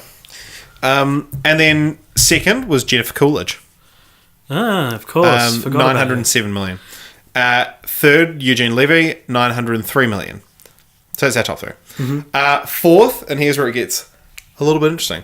I'm literally shaking in my seat. So fourth is John Cho. Oh, but that doesn't count. He's not one of the 11 stars of American Pie. Well, you're not going to like number 5 then. So yeah, John Cho, he's the person that gave the world MILF. Yeah. Which is, MILF is a term that was popularized in the first American Pie, describing Stifler's mom. And John Cho, who you might recognize as Sulu from the new Star Trek movies, and he's also Harold and Kumar. Yeah, he made just under $800 million. So, and then number 5, Casey Affleck. So it's not. Keep in mind the Casey Affleck's not number 1. that's what shocks me. Okay, name a Casey Affleck film. Manchester by the Sea. How much do you think that grossed? I don't know. I just thought billions of dollars. He's the only one of them with an Oscar. So I would have thought. Yeah. So you got Manchester by the Sea. What else? Gone Baby Gone. Yeah. And small indie hits. American Pie 2. He was in that. Yeah, so this is subtracting American Pie, okay. And he'd made just under $500 million. That's crazy that those other actors. But yeah, but to be fair, the list is 11 American Pie actors, not stars of American Pie, or the 11 main characters. So. Number 6, Natasha Lyonne, who's the one from Orange is the New Black, $324 million. Number 7, Shannon Elizabeth, $293 million. Number 8, Mina Savari, $278 million. I think American Beauty came out just before American Pie, right? So that's not included. Number 9, we finally have one of the main 4, Jason Biggs, $223 million. Number 10, Chris Klein, Oz, $163. And 11, Eddie K. Thomas, 107. Who's that? Finch. And then also just... What's Finch done since... I know, right? Finch and Kevin and Oz, actually, all three of them kind of just... Yeah. Well, so... And then after that, you have as well Chris Owen, who's the Shermanator, $100 million. Tara Reid, $74 million. Alison Hannigan, $70 million. And Thomas Ian Nicholas, who's Kevin. Man. Wild that, like, Sherman made more money than Tara Reid. Because I feel like I know Tara Reid's... like who she is way more than... Now, I did the meticulous task of updating this list to see if anything changed. Sam, if you're listening, this one's for free, buddy. So... Sam Greenspan. In 2018, who would you guess is the number 1 highest grossing star of post-American Pie? I kind of want to say Jason Biggs. Really? You think Jason Biggs went from 9th to 1st? Maybe. What's he been in? Like that Dane Cook movie. No, Orange is the New Black. He was in Orange is the New Black. I feel like... How much do you think Orange is the New Black grossed at the box office? Oh, please don't treat me like an idiot for not knowing box office. And also the Dane Cook movie came out before 2010, so that was already counted. Sorry. Can I So try? this is just between... So differences that would have occurred between 2010 and 2018. I don't know if any of them have been in anything. Okay, well, I can tell you... Eugene Levy? He's been in stuff. Eugene Levy is now the number 1. So he went from $903 million to $1.45 billion. He's in Finding Dory. Is he? Which made $500 million at the box office. Who is he in Finding Dory? He's Dory's dad. Ah. You haven't seen it, have you? I've seen Finding Dory. Oh, yeah, no, he's Dory's dad. Eugene Levy and Diane Keaton. I've seen Finding Dory, son of a bitch. Okay. Number 2 is Sean William Scott, 1.449. So, like, only... So, this isn't how much these actors themselves have made. No. This is the movies they've been in. Yeah, so it's like how much of a box office star they can be, kind of thing. And then number 3 is John Cho. Number 4 is Jennifer Coolidge. And then the rest of them are actually the same position. It's funny. So, Chris Klein... between 2010 and 2018 made $0 at the box office. Oh my gosh. But Eddie K. Thomas's $35 million wasn't enough to bring him up from 10th place. And that's like, I think, just Harold and Kumar's Christmas. Is he in that? Yeah. He's in all the Harold and Kumar films. Okay. So, yeah, Jong Cho, Eddie K. Thomas, and Neil Patrick Harris are in like 4 films together because Neil Patrick Harris is in American Reunion. Very briefly. If you're a Neil Patrick Harris fan, don't go rushing for American Reunion. Yeah. And so, Alison Hannigan's another weird one as well. She made True, I didn't even think of it. $1,926 between... So box office obviously isn't including television. No. That changes. Yeah, so obviously Alison Hannigan is probably the one that's kept in the public eye the most because she's Lily Unharmony Mother, or she was. She was also in Buffy the Vampire Slayer. Yeah, exactly. So, but that wasn't since 2010. Yeah. But yeah, I mean, even beforehand, kind of thing. Yeah. And so and like Sean William Scott, he's had 3 Ice Age films since 2010, so he's was able to stay. I think it's him and Justin Long play they're possums. That's what they are. Oh yeah, they're possums. Yeah, that's right. So that's interesting. It is interesting. I thought that might be a little fun thing. No, that's cool. That's interesting to look at. Like, the afterlife of American because Pie. like, fuck it, like Kevin's a nothing. Well, I don't even know who Chris Klein is. Like, yeah, I couldn't name a single other. I mean, I looked at them the other day. I couldn't name a single other film that Oz or Kevin are in. Yeah, they didn't forget how to act. If anything, they got better by which is really interesting. And I'm glad you brought that up because the American Reunion does such a good job of like bringing these characters back and letting them have the same voice, kind of thing, and. Because it's so often a problem with these distant sequels that you see the actors just don't know how to play them or they don't care. Even Blade Runner 2049, the best distant sequel ever made. Harrison Ford. Part of it? Yeah, Harrison Ford isn't really playing Deckard. He's playing. Yeah, So that's the character's name, right? Yeah. Good. Someone said it was Eckhart the other day, and I had a panic attack. and you were like, that's not what IMDb Forum says. Yeah. I'd say American Reunion is probably the second best distant sequel ever made. What about like Star Wars? Or do they count? I feel like Star Wars transcends the idea of a distant sequel, maybe. Yeah, I guess Star Wars I'd call a reboot. Well, it's not, but it took 2 attempts to do a well-received distant sequel. But I'd say that Star Wars is like, look at these new characters, watch them go. Yeah. Same with like Right, so Creed kind of thing as well. Whereas like American Reunion and 2049 are like the next. Do you ever story. mention those 2 franchises in the same sentence? Yeah, they're like, this is the next chapter. Yeah. Yeah, totally. No, absolutely. And I really appreciated that. Like, because American Reunion it's true to its characters. You're right. Which is insane. Like, it's not written by the original guy. You'd think that no one else could do it, but and that's one of the reasons I defend Clerks 2 as a sequel, because it's like, yeah, it didn't need to be made, and yeah, it's a completely different story with the same characters, but it does show where those characters would be at this time in their lives. Yeah. Can we just talk about one of the best bits of American Reunion as well? Okay. When it's going to take heaps to set up, and so there's like, they've just told Stifler, like, because Stifler's they have the moment of like, grow up. Yeah. Get a life. You actually just need to leave everyone alone. You're a dick, and you need to grow up. And then Stifler like goes back to his temp job, and he's working late. It's the night of the reunion, and all the guys are like, "Wait, where's Stifler?" And they're like, "Oh." And they go to his office and say, "Hey, you know what? You are a dick, but you're our dick," kind of thing. Mm-hmm. And then, we've been shown as well that Stifler's life isn't really up to much, and so. At the reunion, there's like Heather and Oz are like having a moment, and then Dr. Ron or Dron comes up and says like, "Oh, like, you know, get away from my girl," and like antagonizes Oz and all this stuff because they were kissing, and then he sort of shoves him. He's like, "What are you going to do? Hit me? Because if you do, I'm going to sue you for you." He specifies this isn't high school. We're not teenagers anymore. Yeah. You lay which is very important. Yeah. He's like, "Yeah, if you lay a finger on me, I'm going to sue you for your worth." And then just boom, this fist comes from the side of the screen. Dr. Ron gets knocked to the ground, and Stifler's like, I ain't worth jack shit, Dron. And then he like puts his hand on Oz's shoulder. He's like, I'm your dick. It is cool, though. I do feel like Dron wasn't painted as enough of a asshole for me to like not feel bad that he kind of lost his girlfriend. I don't know. He wasn't. He was fine. He was just kind of creepy. Yeah, but like the whole I'll sue you for your worth, and then the character who's worth nothing. Yeah, being that's like, great. well, fuck, okay, do me then. Dron. You know what? Okay. If for those of you playing at home, here's the articulation of a lifetime.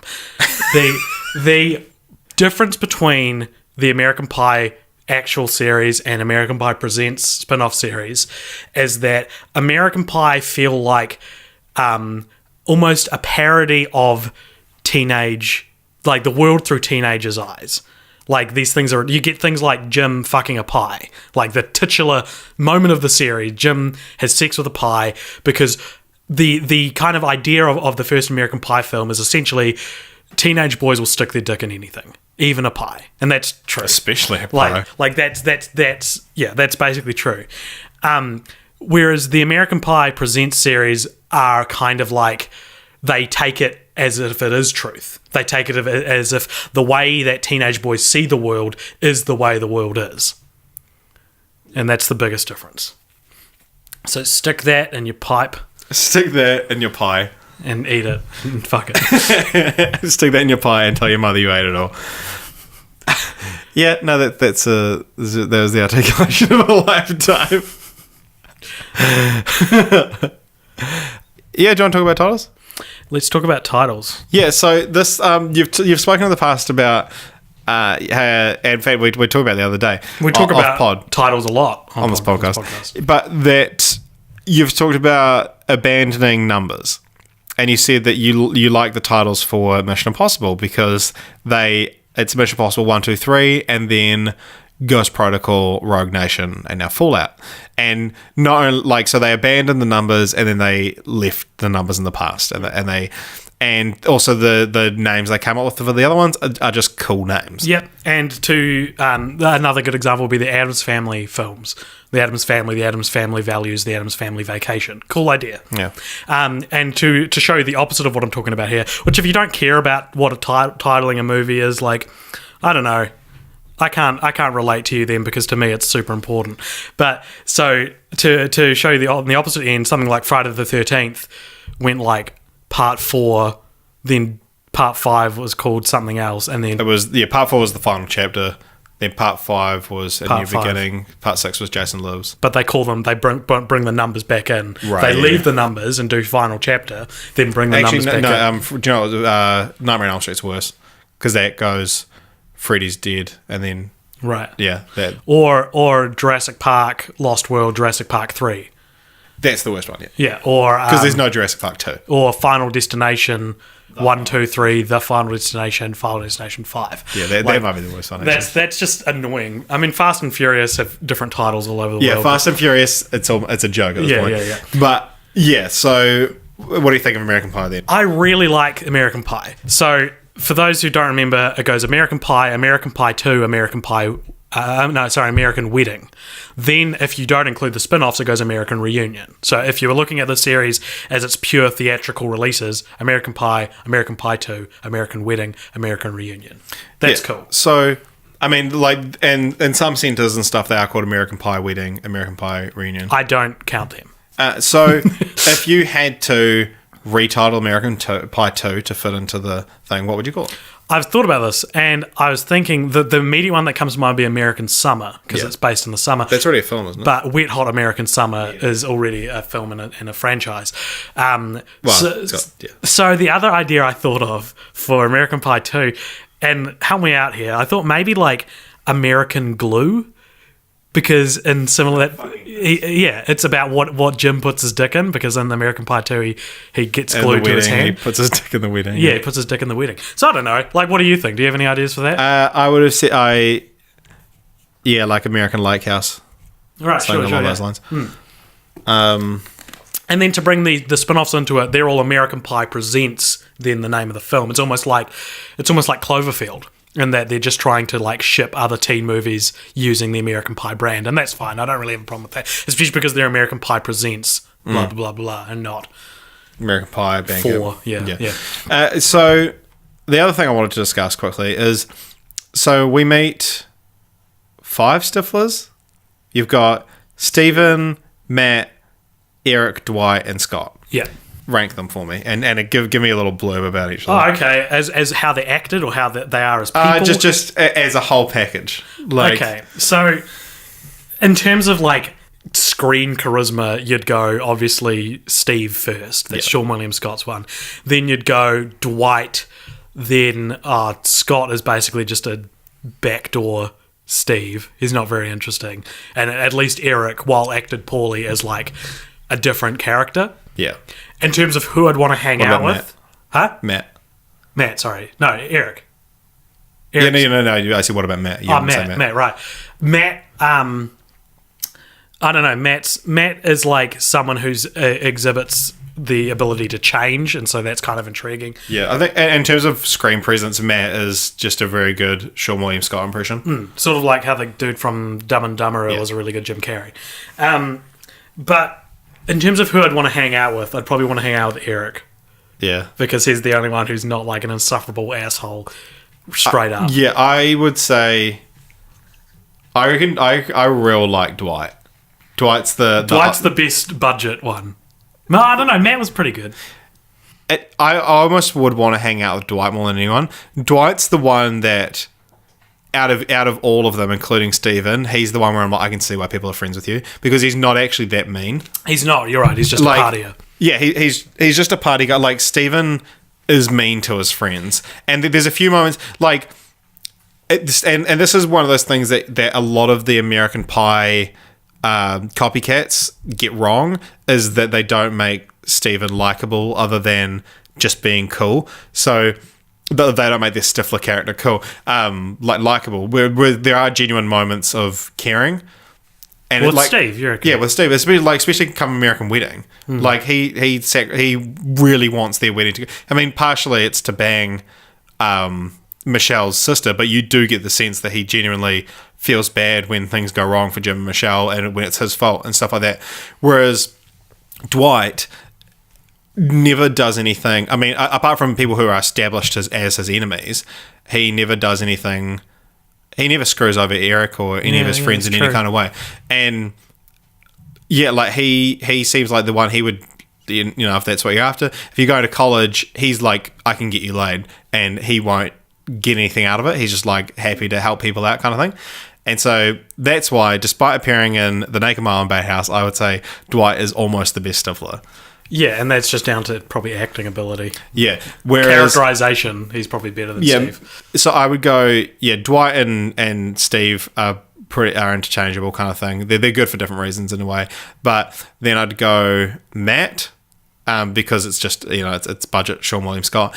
And then I'd go Eric, as much as I hate him. And then Scott is like one of the worst characters in any film. I feel, and one of the worst films I've ever seen. I feel bad for putting Eric high up, because I just remembered how eager he was to cheat on his girlfriend, even though he got her permission, and that knocks him down a few pegs, in my opinion. So with this Stifler conversation, we're going to lead into continue the franchise. Okay. So I have a couple of continue the franchises. As do I. And a way I could actually do these is, one is pitch a fifth spin-off, and then pitch a fifth theatrical release. For my spin-off, I don't know what it's called, but bring back Eric Stifler and just let him play the fucking psychopath that he clearly is. Like American Psycho. Yeah. This man, like this actor, if you're listening, you're a horrendous actor. Give up.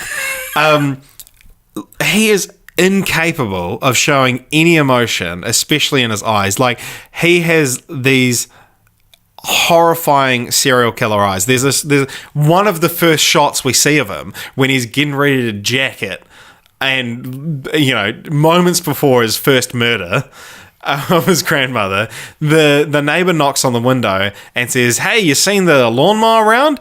And he's like, no. And then he's like, all right, we'll get back to what you're doing. And he just stares at him. Eric just stares at the neighbor. And I think we watched that bit twice for some reason. But I was like, I have no idea what emotion he's trying to show.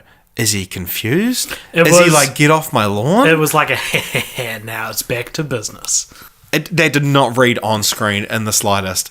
We should actually post a screenshot of it to like get what I'm talking about. But it is like uncanny how like there's nothing behind the eyes. It's terrifying. So that's American Psycho. My like just American Pie presents Eric's a fucking psychopath. He's at least a sociopath. I don't know if he's a psychopath, but incapable of empathizing with people's emotions because he's like, oh, my girlfriend doesn't want to have sex, better go fuck everyone on the Naked Mile. Yeah, Eric infuriates me. Scott is even worse though. Somehow Scott actually, that was the thing I had. Put Scott and Eric together. They're a fucking murdering duo, but they can't relate to each other. It's like and then at the end, they don't learn anything because they're both fucking horrendous characters. So, like, I don't know how much we went into. I can't remember how much we went into earlier, but Scott is in Book of Love for like maybe a minute. Oh, he's in it more than that. Well, okay, maybe like 2 minutes. But he doesn't serve like any purpose. He's not like a main character at all. He just kind of stands there in a lot of scenes and then he gets raped by a moose at the end. And it's hilarious, in quotation marks. The Book of Love, generally one of the worst movies I've ever seen. And I've watched a lot of shitty movies for this podcast. I've seen it twice. I've seen the Book of Love twice. I've seen parts. I used to have Naked Mile, Beta House, and Book of Love on my iPod Classic, and I think Book of Love I'd like watched a couple of scenes. Like it was the kind of thing I'd like scroll through and be like, "Oh, there's a boob," and then watch it for like 10 minutes. Tick. But whereas like Naked Mile and Beta House, I actually like enjoyed. Like I remember the first time I saw Naked Mile.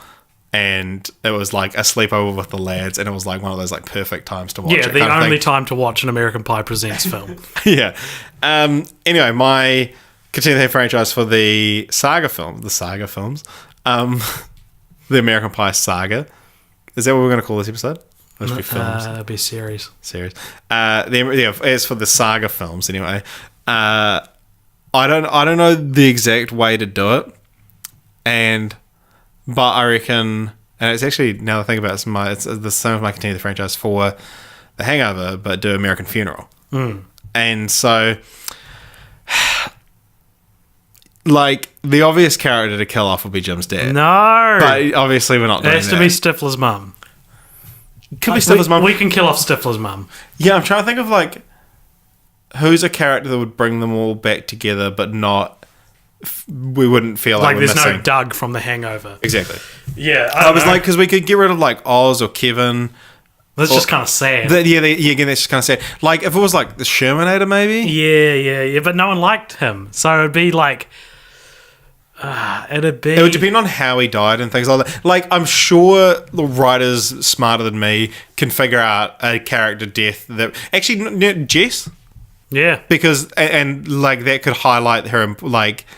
She's only has a cameo, so I don't know if she's too busy with Orange is the New Black or she like didn't want to be in it, or the writers just couldn't think of a way to put her in. But like, I reckon go back and highlight her importance in the first two. She's not in the third one.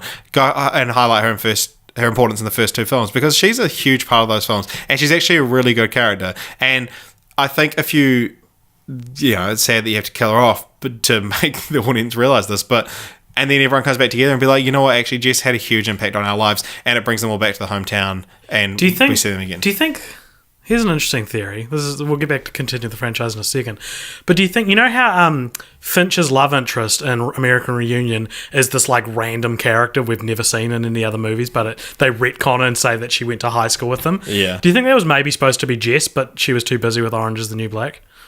That would make sense. She's kind of filling her role because she's friends with Michelle, which you could contrive from the story. Yeah, no. Jess was friends with Vicky. Vicky, yeah, but I mean, maybe they were friends as well eventually. Who knows? But anyway, cool.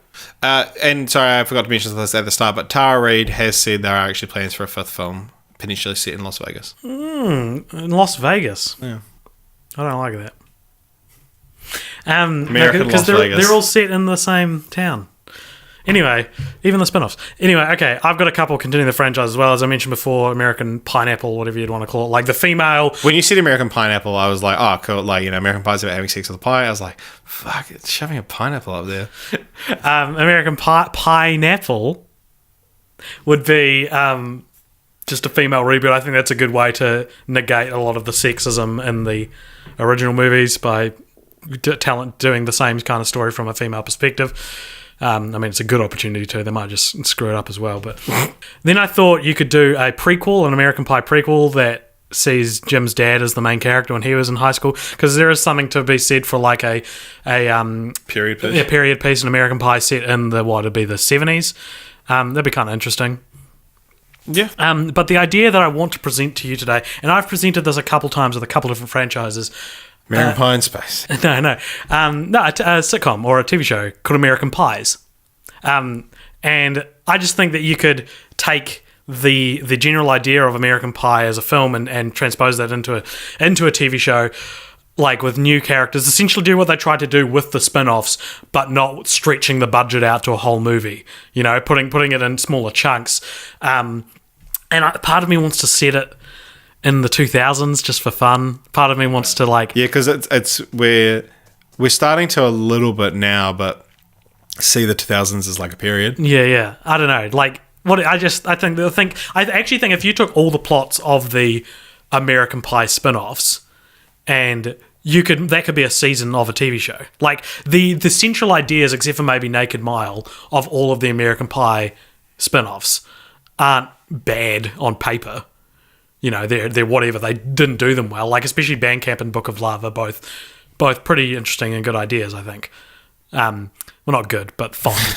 So I don't know. Yeah, I'd be keen to see that and something that has the same love and care that the first film had put into a TV show format. I don't know. Maybe you've got the same setup that they're trying to lose their virginity. Maybe it's not an overarching plot. Maybe it's like a bottle, an episodic show. But I reckon the world would respond to that. Like a Monster of the Week show, but with sex. Yeah. No, because we haven't really had. I can't think sex procedural. Yeah, I can't think of a teen TV show except maybe like Skins. Maybe that'd be a good benchmark. I don't know, but American Pie. They did do it American Skins. And it's called true. Call it American Pies. I don't know why, because maybe there's more than one episode. So it's American Pies. Yeah, all right, interesting. It is interesting, Richard. You're right. All right, it's time for franchise roulette. AJ, do you want to explain what that is? Sure. So this is where we select the franchise we're going to do next week, and the way we do that next fortnight. Sorry, and the way we do that is that we have a bunch of franchises on a list that we wrote down personally. So there's no particular order to them; they're just randomly written down, and we've got a random number generator, and that's going to give us a random number, and that random number is going to correlate to something on the list, and whatever that franchise is on the list is the one we're going to do next. 193. 193 is which franchise, please, Richard? It's Revenge of the Nerds. No way. Yeah. Are you serious? How many are there? There's 4 of them. How have this happened? This is the second time on this podcast.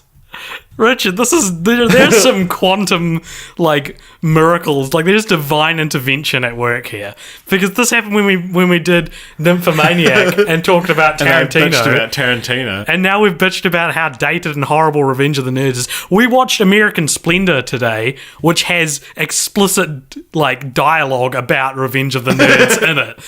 What a fucking I cannot handle that. That is just so crazy. Ain't that just the darndest thing? It is the darndest thing. Man, this is a really Can you, like, God loves this podcast, and he goes, Well, it's like when we were like, let's do the Godzilla thing, and we got Godzilla, but then we're like, we've got something planned next time, so we'll do Godzilla after that, but let's roll for another franchise, and we got a different Godzilla era. Like, God looked at the series of this franchise, of this podcast, and went, all right, let's go back in time to The Hangover, the most recent but still dated type of comedy. Now let's go back another era to American Pie, which are pretty dated. Now let's go back even further to Revenge of the Nerds. This is so cohesive for a podcast which randomly selects its topics. We're doing a deep dive on comedy and through the ages, man. Yeah, like, because we got 2010s comedy, and then early 2000s, late 90s, and then we got mid 80s comedy. I cannot believe this has happened. I cannot believe this has happened. So, like, it's almost annoying because I want this podcast to be randomized, but we're just doing like in-depth studies of comedy now. Goodness gracious me! This season 3 is off to a very interesting start. So, yeah, we're going to be watching Revenge of the Nerds, Revenge of the Nerds 2, Nerds in Paradise, and then the 2 TV films, Revenge of the Nerds 3, The Next Generation. Ooh, that sounds fun. And Revenge of the Nerds 4, Nerds in Love. Good titles. We're talking about titles. Okay, well, before we head away and watch Revenge of the Nerds, and you can stop listening if you want to this podcast. I don't. Before you do, I will say, if you enjoyed it, please subscribe, please rate and review us on iTunes. You can find us on SoundCloud, YouTube, iTunes, as I said, Instagram, Facebook, Twitter. These are all the places you can reach and talk to us. And please do reach out and talk to us. We want to know what you guys think. I've been looking at our SoundCloud stats, and I'm not going to name names, but there are a few different listeners that have listened to quite a lot, and we have never been in contact. So if you're listening to this one, please get in contact with us. That'd be really. I would love to know your thoughts on this podcast, on the franchise, on what we're doing, and some of those thoughts will definitely be read out on this podcast the following week or following episode or 2 episodes.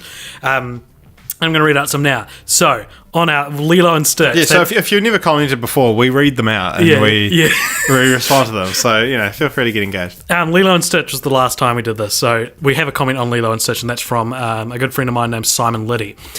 And I think he's only commenting because he wants me to read it out, but that's fine. He says, Mint ep, guys, really enjoyed it. I think you should do more fireworks while having your mad scushies. That was, of course, referencing the phrase mad scushies, which you use a lot. Yeah, and the 101 Dalmatians. And he said, also, you didn't talk about Lani's thickness. Alex sounded really pumped up about it. So that's my real name, is Alex. This is I guess I told him I thought Lani was thick. And it's, has that come up on the Nani. podcast that your name's Alex? Yeah, it has. It must have. P.S. Do the Spy Kids series because you can bet they are all crap. Simon, the first 3 Spy Kids are good. Anyway. Then on the Daddy's Home and Bad Mums episode, this is going to be a bit of a discussion here because our good friend of the podcast, Brent from Texas, take a shot or drink or whatever it is, he wrote, love having the parents on this episode because we had your parents on that episode. Then he asked about the audio being really strange because there was lots of reverb. Yes, I suck at managing audio. We're getting better. Hopefully this one sounds fine. He said, I haven't watched any of the movies for this episode, but I can offer the following. The parent-child dynamic between Ben Stiller, Dustin Hoffman, and Barbara Streisand and Meet the Fockers is my favourite such relationship displayed on the silver screen. This isn't really relevant, Brent. You can edit this out before publishing. Just don't leave in the parenthetical and make it look like there's a footnote or you forgot to delete. he wrote all that. He also clarified, if anyone remembers this conversation from this episode, Julian Assange is the WikiLeaks guy, Edward Snowden is the NSA wiretapping guy, and Bradley Manning is now Chelsea Manning. And then he referred to the lost episode, which, if you haven't listened, is a episode we never released where I foolishly watched all the Home Alone movies when I told some kind of idiot who when I thinks told that the Richard dad's I was cool. going to do the Die Hard. We did the Die Hard movies, and we started the podcast, and I was like, I actually watched a different franchise, and he was so angry, and I was so cowardly that it just wasn't entertaining to listen to. So you can't hear that anyway. Anyway, this is what he had to say on the subject because we kind of put it out to the audience who was right, quote unquote. He said, you cannot release the Die Alone episode. You are in the burgeoning days of this podcast, and like the Bitcoin, years down the road, you can sell that podcast for 15,000 mutton or hobbit feet, or whatever it is your Kiwis use as currency. I've never been stereotyped before. It feels kind of offensive, but like now I know what it feels like.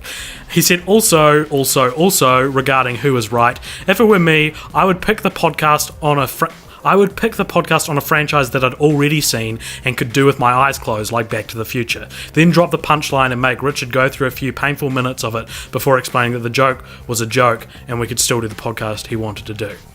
Okay, let's not dwell on this. However, I did want to say something. I did want to dwell on it briefly. Okay, the conversation is not who was right. You just said that. No, but it's not. That's not what I'm... Because you're obviously wrong. I'm obviously wrong. I'm not wrong. I'm obviously in the wrong, because whenever a prank is committed, if someone puts a water bucket on top of a door and someone opens the door and the water falls on them, the guy who put the water bucket there is in the wrong if you're looking at it on that spectrum, okay? Of course he is. He's not going to claim he was right to do that. And the AJ defense for the lost episode is not, was AJ wrong? The AJ defense is, was what AJ did actually that bad? That's the defense. That's the thing. That's what should be the discussion. So Brent, I want you to comment on that.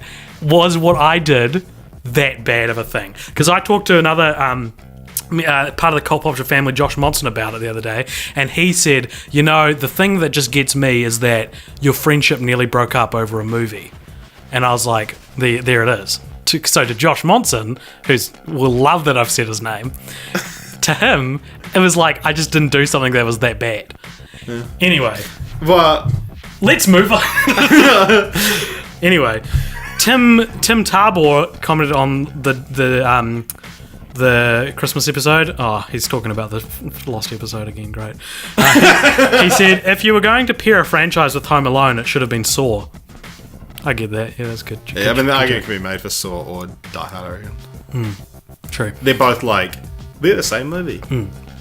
Michael Griffin commented and said, favourite episode of the year, your parents should have a podcast, Richard. My parents are very pleased with that comment. And Tyler Brayley said, good call getting Maureen and Wayne on board. Justin and Gillian, fuck off.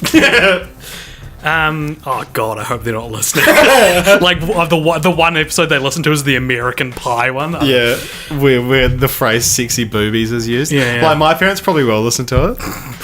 The Hangover. On the Hangover episode, Brent wrote the following. He said, I am the chosen one, because he's our only fan who's actually in the drinking rules game. Yeah, no, drinking game you rules. were like, Brent, this is, man, we do this podcast, man, it's all for you. So he's like, I'm the chosen one. Then he also said, brilliant as always. I had a comment all typed up, but the video auto-nexted to something about Kamel Hassan and I lost it. The only two things I can remember from it are this. One, compare the Hangover series with Lethal Weapon. Is Mr. Chow Joe Pesci? Yes, I was like, when I read that comment, I was like, and I wish I'd come up with that. Extrapolating that further, Mr. Chow and Joe Pesci are a character archetype that you could probably find in a lot of movies. I'm not saying your point isn't valid. I'm saying that's a really interesting archetype to look into. It's like a cross between comic relief and bad guy almost. Yeah, it's like because Joe Pesci's never the bad guy. Yeah. It's that it's just that irritating side character, like failed comic relief. He also said Bradley Cooper was decidedly not a serious actor until after these movies, because we talked about how Bradley Cooper was the only non-comedy actor. I was thinking that. He said, before The Hangover, I first saw him as the douchebag fiancé in Wedding Crashers, and as Ben in When Hot American Summer. Good lord, this whole thing just comes back around. Oh, you just let this massive thing of dribble out of your mouth. Don't tell I'm them sorry to ruin the illusion, but it was funny. Both in comedic roles, I think he made the jump to serious acting with Silver Linings Playbook. Fair enough. He said, my only regret is that I normally listen while I'm at work. Is that I have bonitis. Huh? My only regret is that I have bonitis. Just a drama reference. Is that I normally listen while I'm at work, so I can not enjoy the game you've come up with. Cheers. Cheers, Brent. Cheers. Michael Griffin said, I'm glad Richard pulled the curtain closed. It really improved the audio. Tyler Brayley said, holy shit, I love the violent threats directed at each other towards the end. I do too, Tyler. That's my favourite part of the episode. And then Carl Popsher replied.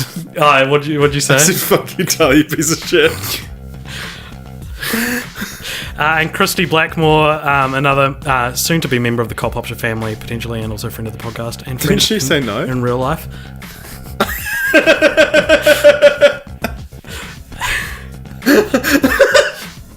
She said, I can't wait to listen to this. And then she said, I'm 1 minute in and it's already a best episode. Thank you, Christy.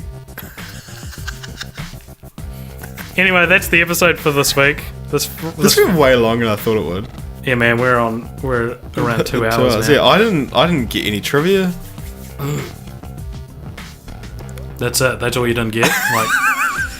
Anyway, tune in next week for us continuing on the Carl Popsher Oscar season, and then Revenge of the Nerds after that, and what will hopefully complete a trilogy of us examining comedy through the ages, unless we get the Porky's series after. Oh my gosh, if we get the Porky's series after Revenge of the Nerds, strike me dead. That isn't going to be insane. Wait, when did Porky's come out? 81. Oh fuck, never mind. It doesn't relate at all. What's a 70s? Although it's about the escapades of teenagers in 1954. Oh man. All right. Oh, yeah, there's the Porky's films, the Porky's 2 the next day, Porky's Revenge, and Porky's Pimpin' Pee-wee. I think I've never heard of Porky's Pimpin' Pee-wee. Yeah, it's a 2009 remake of the first one. Ah, yes. I've seen the first Porky's. It's not very good. Anyway, that's the American Pie episode. Thank you very much for listening, everybody. We're going to play you out. And a special thank you to Brett Taylor. We're going to play you out to old... This bed is on fire. Do you know, that song is so synonymous with American Pie, but it only appears... It's only used in 3, Bandcamp, and Reunion. And it's in Book of Love as well. A different version of it. But it's synonymous with the movies, and it's in... until American Reunion, it was only in the worst good one, and then... Yeah, well, to be fair, it's in half of the originals. Of, the original... the saga films, if you will. Sure, but then if you know... Alright, I'm going to start recording. Bye, everyone.